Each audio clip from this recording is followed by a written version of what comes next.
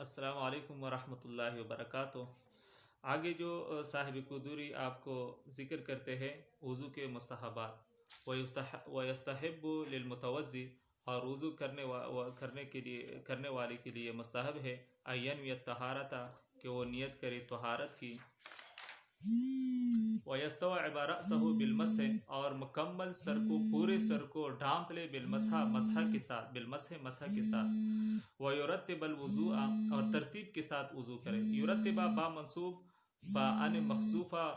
کی وجہ سے، وَيُرَتِّبَ الْوُضُوءَ، اور ترتیب کے ساتھ وضو کرے، فَيَبْتَدِئُ، پس ابتدا کرے، بما بدأ اللہ تعالی، جس کے ساتھ اللہ تعالی نے ابتدا فرمایا ہے، بذکرہ، اپنے قرآن کے اندر، یعنی قرآن میں پہلے چہرے کا تذکرہ ہے، پھر ہاتھوں کا، پھر مسح، پھر اور اسی طرح جو ہے نا پاؤں کا، وبالمیامن، اور اسی طرح ان سے بھی ابتدا کرے، دائیں طرف سے بھی ابتدا کرے، مثلا ہاتھ ہے تو پہلے دائیں ہاتھ کو، اس طرح پاؤں ہے تو پھر دائیں پاؤں کو اسی سے ابتدا کرے۔ تو والتوالی، اور اسی طرح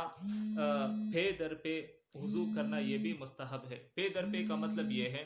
کہ آپ نے مثلا چہرہ دھو لیا تو ابھی چہرہ خشک نہ ہو، پھر آپ ہاتھ دھو لیں، ہاتھ خشک نہ ہو، اس کے بعد آپ مسح کریں، مسح خشک نہ ہو، اس کے بعد آپ، اس کو کہتے ہیں پے در پہ توالی۔ تو یہ ومسح الرقبہ، اور گردن کا مسح کرنا یہ بھی مستحبات میں سے ہے۔ آگے جو انشاءاللہ تذکرہ ہے کہ کن کن چیزوں سے وضو ٹوٹ جاتا ہے اور کن چیزوں سے، یعنی تو ان کا تذکرہ آگے انشاءاللہ فرمائے گا۔ والسلام علیکم ورحمۃ اللہ وبرکاتہ۔